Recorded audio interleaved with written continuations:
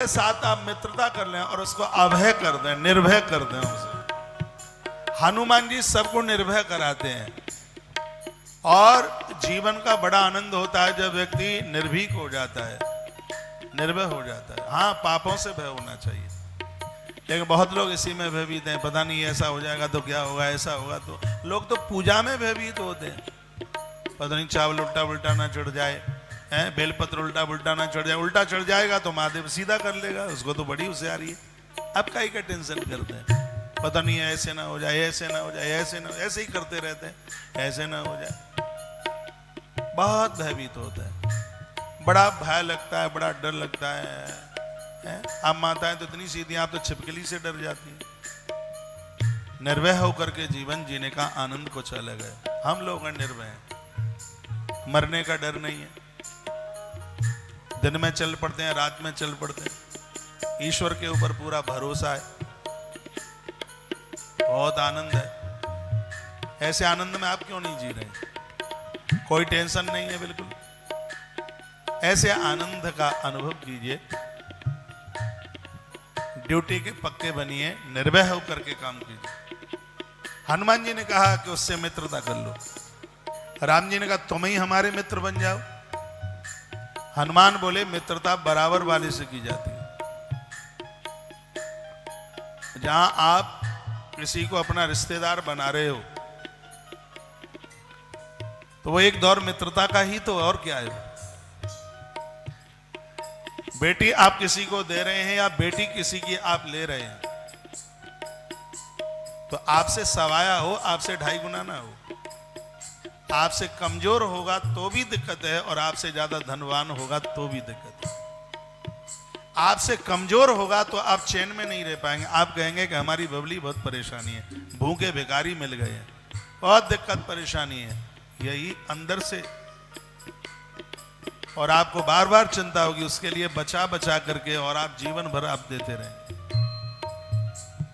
ऐसे घर में बेटी को देने में भी तो तकलीफ है, इसलिए जहां बेटी देते हैं वहां 9 बातें देखी जाती हैं। एक बहुत नजदीक ना हो, एक बहुत ज्यादा दूर ना हो, कुल खानदान बढ़िया हो, दोनों की उम्र में ज्यादा अंतर ना हो, ऐसा हमारे ग्रंथों में वर्णन है। रूप रंग में भी ज्यादा अंतर न हो, ऐसा भी वर्णन है। गोत्र आपस में मिलता ना हो, ऐसा भी हमारे ग्रंथों में वर्णन है। 9 बातों का जो वर्णन किया है, आपसे सवाया हो, आपसे 2.5 गुना ना हो, ज्यादा धनवान भी होगा तो उस बेटी को ये परेशान करेंगे, कहेंगे तेरा बाप भिखारी। और नरसी के मायरे में ऐसी ही तो कथा थी, वो भी आदर नहीं करेंगे, मान नहीं करेंगे, तो आपकी बेटी फूट फूट करके रोएगी। तो ऐसा क्यों किया जाए? वैसा ही देखो ना, जैसे आप कोई ज्यादा धनवान है तो सोने की दाल खाते हो, मुझे तो नहीं लगता, क्योंकि मैंने तो बड़े बड़े करोड़पतियों को देखा। तो आप ये ना सोच लीजिएगा कि जिनके पास बहुत ज्यादा धन है तो उनके लिए दाल के दाने सोने के आते हो, ऐसा नहीं। और आप वर्ग को देखिएगा, आप सबसे पहले पैसा देखते हैं, लेकिन कहा जाता है कि उस परिवार का सबसे पहले धर्म देखिए, उसके बाद में अर्थ देखिए, उसके बाद में उस परिवार का संगठन देखिए, और मोक्ष का अर्थ है संसार के व्यसनों से वो वर मुक्त है कि नहीं, वो देखिए। सबसे पहले वर की धार्मिकता। आज बच्चों के पास धार्मिकता नहीं है, जूते बूट उतारते नहीं है, मंदिर में झुकते नहीं है। मम्मी पापा कभी कहते हैं कि चलो बेटा त्र्यंबकेश्वर दर्शन करा के लिया, तो मम्मी पापा चले जाते हैं दर्शन करने के लिए, लेकिन वो गाड़ी की सीट पर पांव फैलाकर मोबाइल में ही कुटर कुटर करता रहता है, उसको श्रद्धा ही नहीं है। और जब श्रद्धा न होगी, तो मैं कल ही रात्रि में ये निवेदन, कल का बड़ा अद्भुत कार्यक्रम था धुलिया में, बड़ा आनंद आया। भाई हरीश यादव के द्वारा इतना अद्भुत आयोजन, इसका नाम मैं आज भी यहाँ भी ले रहा हूँ। और वहां यह बात मैंने निवेदन की थी, ध्रुव जी का चरित्र चल रहा था, जिसमें नारद जी ने कहा संसार की ऐसी कोई वस्तु नहीं है जो भगवान को स्वीकार करने पर न मिल जाती। ऐसी कोई धरती की कोई चीज नहीं है जो परमात्मा को स्वीकार करके न मिलती हो। परमात्मा की कृपा से वो वस्तु टिकाऊ होती है। तो जब अपनी बेटी जहां आप दे रहे हैं तो ये तो देखिए कि बच्चा धार्मिक है कि नहीं, पारमार्थिक है कि नहीं। और उसके तत्पश्चात जब तक वो पापा की संपत्ति के ऊपर, पापा कमाता है तब खर्चा चलता है, उसे बेटी नहीं, वो खुद कमाने वाला हो, किसी के ऊपर डिपेंड ना हो, ये उसके अंदर दूसरा गुण लक्षण देखा जाता। तीसरा है धर्म अर्थ काम, परिवार से मिलकर के रहता है कि नहीं। वर का परिवार के साथ मिलना बहुत ज्यादा जरूरी होता है। जो बच्चे परिवार के साथ मिलकर के रहते हैं वो बच्चे बिगड़ते नहीं, ये असर होता है। लेकिन आज की बहुत बड़ी विडंबना है, आज संबंध वहीं किया जाता है जहां सास ससुर न हो, अकेला रहता हो, तो फिर तो मालकिन हमारी बेटी होगी सब प्रकार से, ऐसा ही प्राय देखा जाता है। एक कोई बाप गया बेटी की सगाई के लिए, उसने वहीं से फोन किया, घर बहुत बढ़िया है लेकिन सास नहीं है। तो इधर से घरवाली ने कहा कि मेरे बाप ने क्या देखा तुम जैसा भुद्दू का, क्या हो गया? अरे मुझे पूछते हो, जिस घर में सास नहीं है अभी तक तो संबंध पक्का हो जाना चाहिए था। 16 आना की तो मालकिन हमारी बेटी होगी, लेकिन हमारे ग्रंथों में लिखा है कि बेटी के पुण्यों में कमी होती है तब उसको सास ससुर नहीं मिलते। पुण्यवानों को ही तो सास ससुर की सेवा मिलती है। तो धर्म देखिए उस परिवार का, धन देखिए, मिलीजुली फैमिली संगठन देखिए, और परिवार व्यसनों से मुक्त है कि नहीं। बेटा शराब नहीं पीता, यदि उसका बाप शराब पीता है तो भी दिक्कत है, तो भी परेशानी। ये सब चीजें देखने की जरूरत होती है। तई सोनाथ मैत्री कीजिए। राम जी ने हनुमान जी को कहा कि सुग्रीव से मित्रता करा रहे हो, आप ही हमारे मित्र बन जाओ। तो हनुमान बोले, प्रभु मैं तो आपका दास हूं और मुझे दास ही बना रहने दीजिए, मित्रता तो बराबर वाले से की जाती है। राम जी ने मुस्कुरा करके पूछ लिया कि हमारी और सुग्रीव की कैसे बराबरी है? हनुमान जी ने कहा, आप भी घर छोड़ करके आए हैं, ये भी बेचारा धक्का खा के आया है, इसकी भी पत्नी का हरण हुआ है और आपकी भी गृहिणी का हरण हुआ है। इसकी आंख में आंसू है और आपकी भी आंख में आंसू है। ये भी घर से बाहर रह रहा है, तुम भी घर से बाहर हो। ये भी जंगल में रह रहा है, आप भी वन में जंगल में खड़े हैं, तो बिल्कुल एक जैसे ही लग रहे हैं। तो राम जी ने कहा, कहाँ जाना है मित्रता करने के लिए? कहा वहां ऊपर जाना है। ऊपर पहाड़ पर रहता है। राम जी ने कहा, कोई बाण है नहीं, पांव में कांटे लग गए हैं। राम जी के पांव में कांटे धस गए, बहुत कांटे लगे राम जी के चरणों में। वो केवट की नाव से जब उतर करके आगे बढ़े, एक पेड़ के नीचे बैठे हुए थे। सुनो, बहुत सुनने लायक बात है, इसमें राम जी की दयालुता भरी हुई है। कांटे इतने गहरे भर गए थे पांव में। तो राम जी ने कहा, जानकी अब चला नहीं जा रहा है, कांटे बहुत गहरे बिध गए हैं अंदर, दर्द दे रहे हैं, कांटे निकलते नहीं है। सीता माई ने कहा, प्रभु ये कांटे ना निकले तो ही ज्यादा ठीक है। सुनने में बड़ा अटपटा लगा। माता जानकी कहते हैं, प्रभु ये कांटे आपके चरणों में विधे रहे हैं, ये कभी ना निकले। प्रभु राम ने कहा, सीते ऐसा क्यों बोल रही हो? तब माता ने कहा, प्रभु मैंने ऐसा सुना है कि आपके चरणों में जो भी आता है उसको शरण मिलती है। कांटा आपकी शरण में आया है तो उसको आप अपने आप से अलग कैसे कर सकते हो? नहीं तो आपकी बदनामी हो जाएगी। और कोई भी पत्नी अपने पति की बदनामी नहीं चाहती। राम जी ने संकल्प किया, जब तक धरती पर रहूंगा तब तक वनवास के कांटे मेरे पांवों में रहेंगे। संतों ने कहा, जिस परमात्मा के चरणों में कष्ट देने वाले कांटों के लिए जगह है, तो ईश्वर के चरणों में हमारे और आपके लिए जगह क्यों नहीं होगी? वो लोग बिना सींग और बिना पूंछ वाले पशु हैं, ऐसे ईश्वर को छोड़ करके जो इधर उधर भटक रहे हैं। जिस समय एक घर का बेटा भगवान के ऊपर फूल चढ़ाता है, देवता और पुरखे नाचते हैं, नृत्य करते हैं। उनके जिंदे जी तो उनकी सेवा नहीं कर पाए, उनकी मृत्यु होने के बाद ईश्वर से जुड़ करके उनको संतोष दीजिए, उन्हें संतुष्ट कीजिए और धार्मिक बनिए। व्यक्ति जितना धार्मिक होगा उसका स्वभाव उतना ही बढ़िया होगा। ईश्वर से दूर भागते उनके अंदर चिड़चिड़ापन होता है।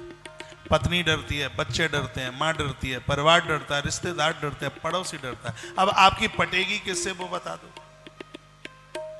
ईश्वर से जुड़कर सबसे पहला है वो यह है, स्वभाव बहुत अच्छा हो जाता है, लोग आपके स्वभाव से मुदित हो जाते हैं।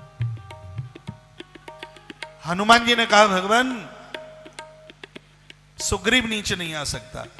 क्यों नहीं आएगा? आपकी बदनामी हो जाएगी। क्यों? कहा भगवान सुग्रीव साधना के शिखर पर बैठा है और मैंने ऐसा सुना है जब भक्त साधना के शिखर पर बैठ जाता है तो फिर भक्त को नीचे नहीं भगवान को ऊपर उठ करके जाना पड़ता है, इसलिए आपको ही जाना होगा। राम जी ने कहा जाऊं कैसे? पूरा पैटर्न अलग है कथा का। कल की कथा दूसरे तरीके की थी और आज हम हनुमत चरित्र में हाजिरी लगाए हैं तो औरा पूरा का पूरा हनुमान जी का है। बोले हनुमान जी महाराज की। हनुमान जी ने कहा प्रभु वाहन है। राम जी ने इधर उधर देखा कहीं कोई घोड़ा तो नहीं खड़ा है। कहा है वाहन? हनुमान जी ने कहा प्रभु हम सरकार आपके वाहन ही तो हैं, मेरे कंधे पर बैठिए। एक कंधे पर राम जी को बिठाया और एक कंधे पर लखनलाल को हनुमान जी ने बिठाया। हनुमान जी राम जी को बोले प्रभु एक चरण मेरी छाती से लगा दो और एक चरण मेरी पीठ से लगा दो। राम जी ने कहा ये नहीं मैं समझ पाया। क्यों? हनुमान जी ने कहा भगवान छाती पर है अभिमान और पीठ पर है पाप।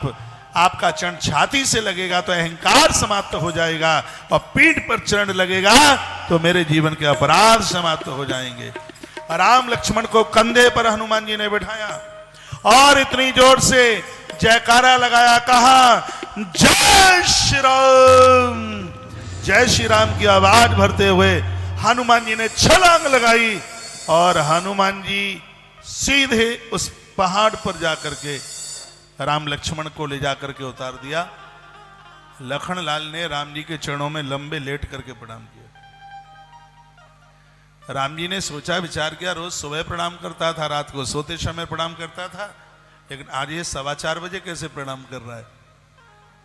तो राम जी ने पूछ ही लिया लक्ष्मण क्या बात है? राम जी को लगा शायद हनुमान जी ने कहीं पटका नहीं है, निर्विघ्न रूप से हैप्पी जर्नी ठीक से हो गई है, शायद इस खुशी में इसने प्रणाम किया है।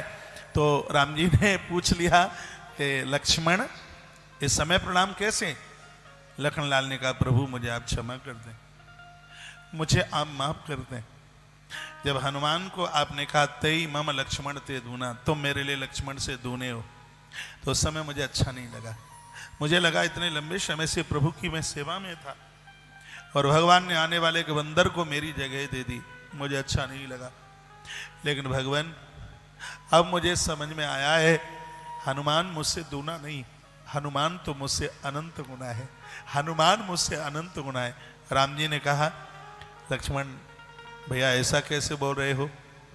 तब लखनलाल ने कहा भगवान यह मुझे पता है पूरी धरती का वजन मैं शेष हूं मेरे सिर के ऊपर है और मेरा वजन आपके कंधों के ऊपर है और आपका वजन हनुमान के कंधों के ऊपर है, तो ये दूना कहां है? ये तो अपने आप में अनंत गुना है, अनंत गुना है।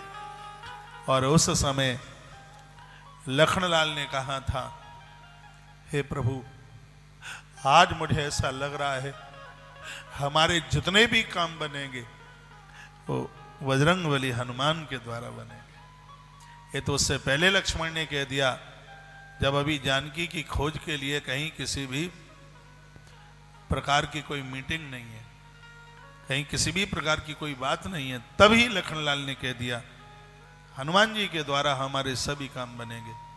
मैं निवेदन करना चाहूंगा कि हनुमान जी के द्वारा राम जी के काम बनते हैं तो हनुमान जी के द्वारा हमारे और आपके काम क्यों नहीं बनेंगे? रामायण की एक ऐसी कथा है लक्ष्मण को शक्ति लगी, सबके आंख में आंसू। शायद बजरंगबली हनुमंत लाल जी इतना किसी के लिए न रोए हों। तो हनुमान जी बोटी लेने को गए हैं और राम जी की आंख में आंसू हैं। देखो 2 पंक्तियां गाते हैं, ओ लौट के आजा हनुमान तुझे तेरे राम बुलाते हैं। मैं औरंगाबाद के भक्तों को फिर कहना चाहूंगा परिसर बड़ा सुंदर लग रहा है, फिर भी आपको बैठने को जगह मिल जाएगी। 4:15 ही बजे हैं और कार्यक्रम 6 बजे तक चलेगा, आप आ सकें। हमारे मध्य में बड़ी दूर दूर से भक्त लोग, नासिक से भक्त लोग आ गए हैं, 40 गांव से आ गए हैं, मालेगांव से आ गए हैं, और यूपी से नोएडा, SK शर्मा जी कहाँ बैठे हैं आप, देखो ये इधर हैं, इतनी दूर से, ये देखो यहाँ औरंगाबाद में आके, मुंबई से कई भक्त पहुँच गए हैं यहाँ पे। तो औरंगाबाद के लोग पहुँचते हैं तो फिर कौन सी बड़ी बात है। गंगा दहली पर आई है, बिना डुबकी लगाए मत रहिएगा। लौट के आजा हनुमान, तुझे तेरे राम बुलाते हैं। एक बार मैं पुनः कहूँगा, ये एक एक दिन के संपूर्ण जो आयोजन है वो कैंसर अस्पताल के लिए समर्पित हो रहे हैं। बस आधी सी मिनट में मैं आपको कह दूं, वृंदावन की पावन धरा पर इस दुनिया का एक अद्भुत कैंसर अस्पताल बनने के लिए जा रहा है, और उसमें आपकी सहभागिता सादर प्रार्थनीय, क्या मैं कहूँगा बहुत शोभनीय है, और यह भगवान को स्वीकार है, और ये भगवान के द्वारा बनाया गया चार्ट, उसी को ही मैं पूरा कर रहा हूँ। आपको किसी भी प्रकार का सहयोग करना है तो प्लीज़ उसकी रसीद जरूर लीजिए। तुलसी वन आश्रम बिना रसीद के कोई भी डोनेशन लेता नहीं है। 7 मुखी रुद्राक्ष या वहाँ से मिल रहा होगा या फिर यहाँ से मिल जाएगा, जो कि आपने टेलीविजन के माध्यम से उसकी महिमा सुनी होगी। तो आप उधर सहयोग करते हुए, आचार्य राममोहन शास्त्री जी भी वहाँ खड़े हैं, पूरी टीम है उधर, और कार्यालय का बैनर लगा हुआ है, आप उसमें सहयोगी जरूर बनिएगा। आइए, लौट के आजा हनुमान, तुझे तेरे राम बुलाते हैं। 2 पंक्तियां गुनगुनाते हैं, फिर आगे चल रहा हूँ। लौट के आजा हनुमान, तुझे तेरे राम बुलाते हैं। लौट के आजा हनुमान, तुझे तेरे राम बुलाते हैं। लक्ष्मण के बचा लो प्राण, लक्ष्मण के बचा लो प्राण, तुझे तेरे राम बुलाते हैं। लौट के आजा हनुमान, तुझे तेरे राम बुलाते हैं।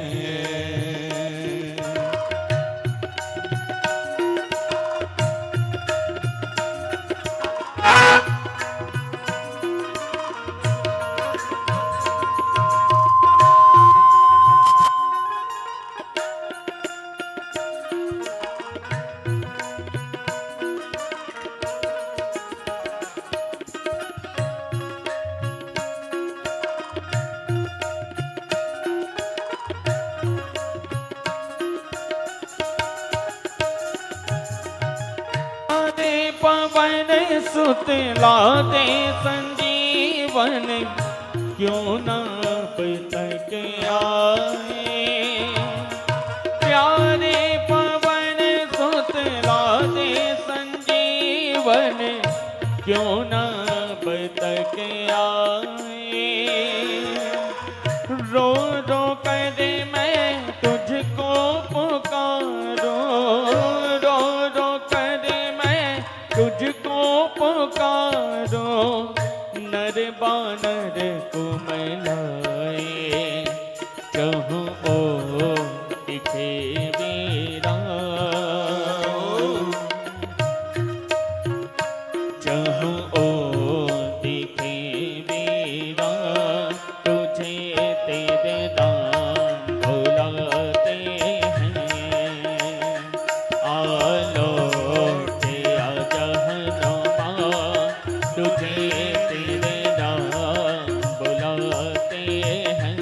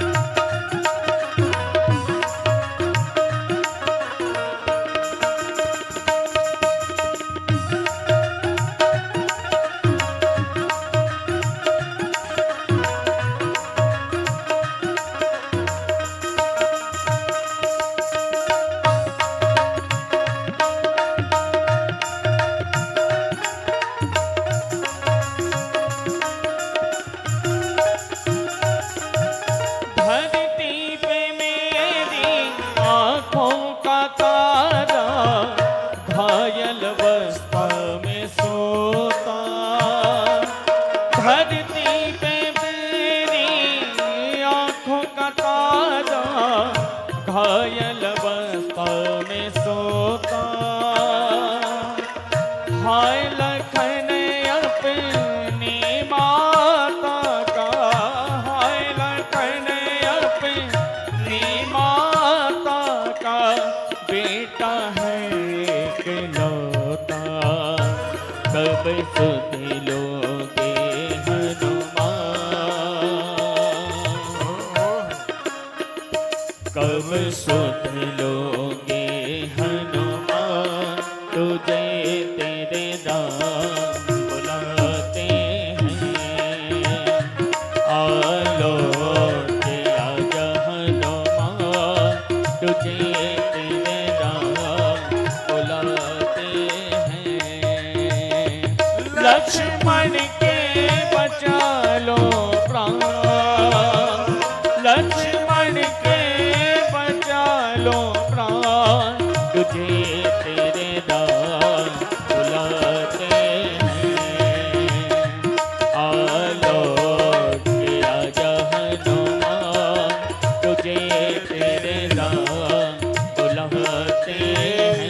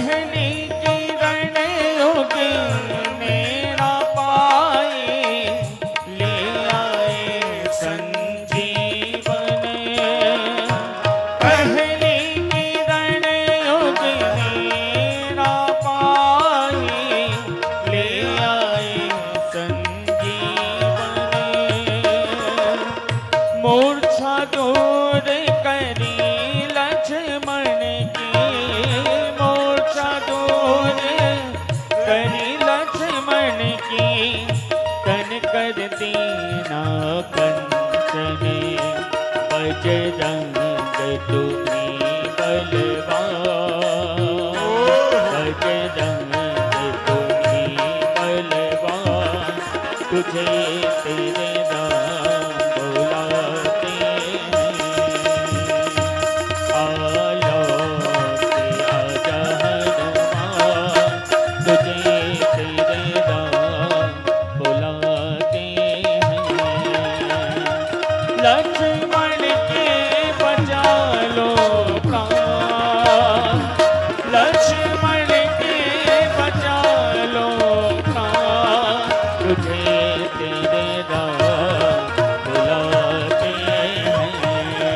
बुलाते हैं। आलो के आजा हनुमान, तुझे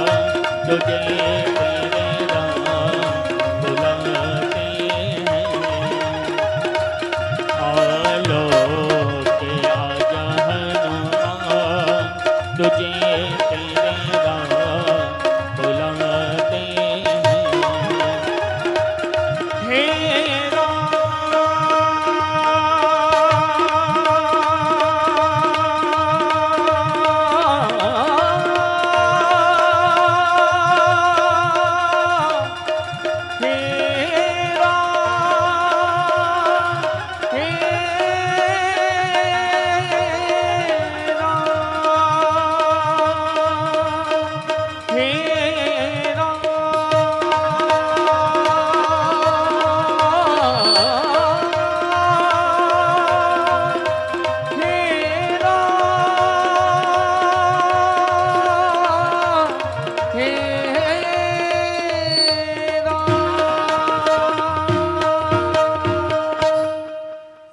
लौट के आजा हनुमान, तुझे तेरे राम बुलाते हैं। लक्ष्मण लक्ष्मण के बचा लो प्राण, लक्ष्मण के बचा लो प्राण, तुझे तेरे राम बुलाते हैं। आलो के आजा हनुमान, तुझे तेरे राम बुलाते हैं। बोलिए श्री हनुमान जी महाराज की जय हो। व्यक्ति को ऐसा जीवन जिए जहां भी रहे उसके न होने के बाद उसकी कमी का एहसास होगा। आपने सरकार की 40 वर्ष नौकरी करी और मान लिया जाए रिटायरमेंट के बाद में और ऑफिस में आपकी याद ना आवे तो लगता है कि 40 साल तनख्वाह ऐसे ही लेते रहे। मैं तो कहूँगा किसी भी लाइन में कोई भी व्यक्ति जीवन जी रहा हो, मैं तो इन बहनों को भी कहूँगा 15 दिन के लिए 8 दिन के लिए आप अपने पियर जाते हैं तो आपके ससुराल के घर में आपकी कमी का एहसास होना चाहिए। ऐसा जीवन जिया जाए हनुमान जी उसी में से। जब लक्ष्मण को शक्ति लगी और बड़ा अद्भुत चरित्र है रामायण का, उसमें बहुत कुछ सीखने को मिलता। राम जी की गोद में लक्ष्मण लेटे हैं। सबने आस छोड़ दी थी कि लखन के प्राण बचेंगे। जामवंत जी ने कहा था कि प्रभु इस लंका में एक ऐसा वेद रहता है जो अमृत लोगों को जीवन दान दे देता, जिंदा कर देता, कौन जाए लंका में। किसी की हिम्मत नहीं थी। हनुमान जी जय श्री राम की आवाज भरते हुए लंका में प्रवेश कर गए और भवन के सहित वैद सुखैन का उन्होंने मकान ही उखाड़ लिया। राम जी के सामने ला करके उतार दिया। वैद सुखैन आंख मीड़ता हुआ खड़ा हुआ। राम जी को देखा, उसको लगा ये तो दुश्मन के खेमे में कैसे आ गया। प्रभु श्री राम जी ने कहा कि हमारा रघुवंश आपका ऋणी रहेगा, मेरे भैया के प्राण कैसे भी आ जाएं। हे वैदराज, आप कुछ ऐसी औषधि दे दें, आप कुछ ऐसा कर दें। उस वैद्य ने विचार किया अगर रावण मेरा मालिक है और मालिक के साथ यह नमक हरामी हो जाएगी, क्यों ना मैं कुछ ऐसा बता दूं जो संभव ही नहीं है। और कहने लगा कि सूर्य उदित होने से पहले यदि द्रोणागिरी पहाड़ से बूटी संजीवनी आ जाए तो उस संजीवनी के द्वारा तुम्हारे भाई के प्राण बच सकते हैं, नहीं तो फिर आप अपने भ्राता को भूल जाइए। सन्नाटा छा गया था राम जी के खेमे में। राम जी ने एक एक करके बहुतों से पूछा। नासिक में भी इस प्रसंग की मैं थोड़ी चर्चा कर रहा था। यह मुझे रामायण का बहुत अच्छा प्रसंग लगता है। राम जी ने सबको पूछा। दुबेद बिकटास ये बड़े भारी बंदर थे। लेकिन सबने कहा, किसी ने कहा 1.5 साल, किसी ने कहा 3 साल लगेगी संजीवनी लाने में। ऐसे अंगद वहां थे जिन्होंने जरूर कहा कि मैं 90 दिन यानी 3 महीने में संजीवनी लेके आ जाऊंगा। लेकिन संजीवनी तो प्रातः सूर्य उदित होने से पहले चाहिए। कोई तैयार नहीं था। राम जी की तरफ हनुमान जी सामने बैठे ही थे तो राम जी की निगाह हनुमान के ऊपर पड़ी। हनुमान को देखते ही राम की आंखें फिर भर आई और रो पड़े। कहा, हनुमान, मुझे लगता है कि तेरे बिना लक्ष्मण के प्राण बचेंगे नहीं। हनुमान, क्या ये काम तुम नहीं करोगे? तो हनुमान जी ने जो एक बात कही वो बड़ी अद्भुत थी। हनुमान जी ने कहा, भगवान, जिसके ऊपर आशीर्वाद आपका होगा तो मैं क्या, उसको तो कोई भी कर देगा। ये निराभिमान है हनुमान का। हनुमान का अर्थ ही है जिसने अपने मान का हनन किया है, उसको हनुमान कहते हैं।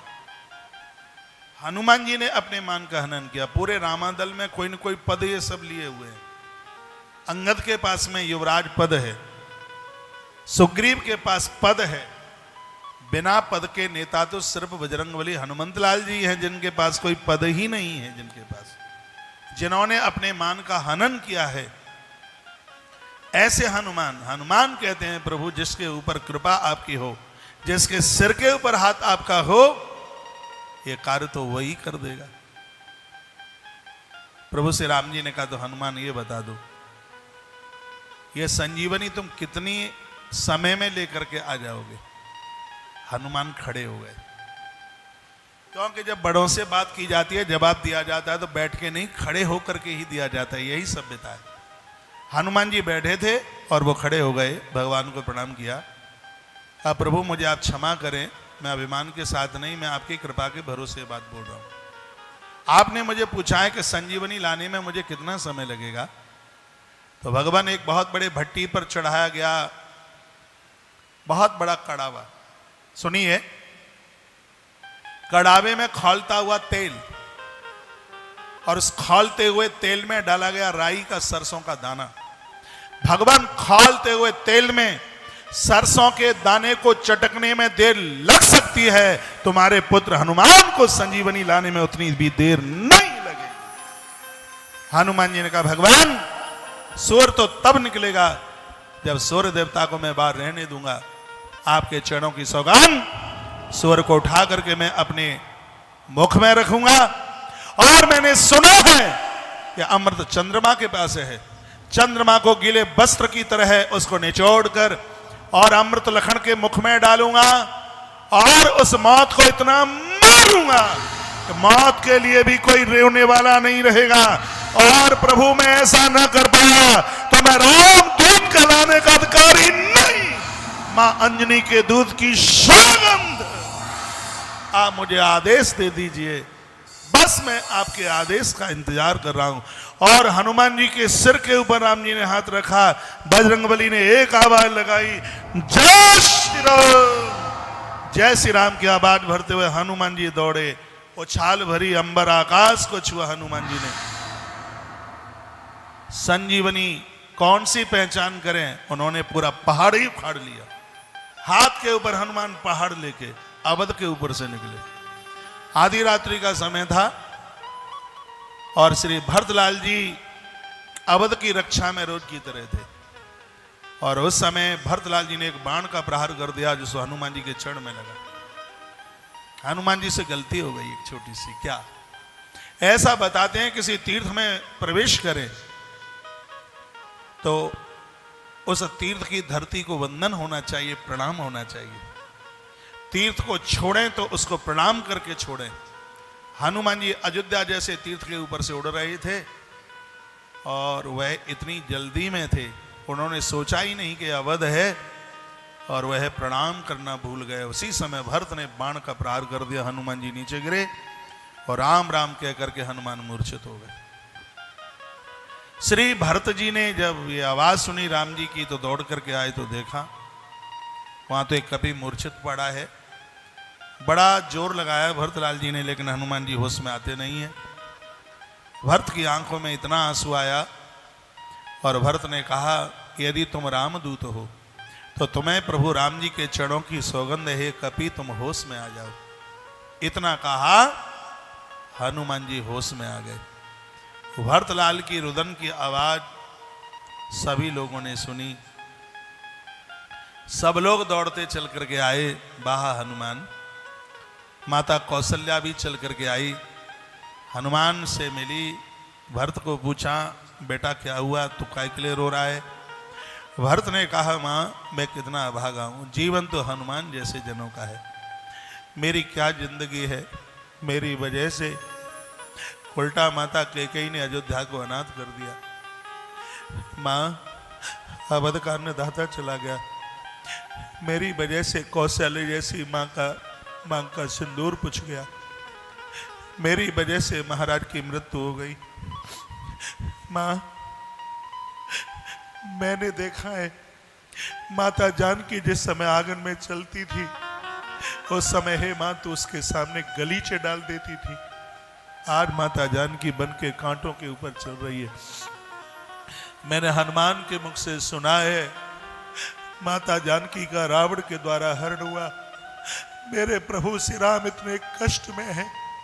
रघुवंश में जिस रावण की चर्चा में सदैव से सुनता रहा, मेरे प्रभु श्री राम का युद्ध उस रावण के साथ में छिड़ गया और उसके पुत्र मेघनाद के द्वारा लक्ष्मण घायल हो गया। मां हनुमान सजीवनी लेने के लिए आए और मैं कितना अभागा हूं, मैंने हनुमान को मूर्छित कर दिया, बाण का प्रहार कर दिया। मां मैं कितना बड़ा अभागा हूं। मैया भरत की आंख के आंसू पोंछने लगी और कौशल्या माता हनुमान जी को कहने लगी हनुमान मेरा एक आदेश, मेरा एक संदेश राम को जाकर के बोल देना, राम से कह देना कि पत्नी के लिए भाई को खोने वाला राम अयोध्या के लोगों को नहीं चाहिए। यदि रास्ते में कोई सागर मिले, राम उस समुद्र में डूब जाए, अयोध्या के लोगों को ऐसे राम की जरूरत नहीं है तो लक्ष्मण को ले गया और उसने उसे युद्ध में उसको गवा दिया। यह कह करके माता कौशल्या चुप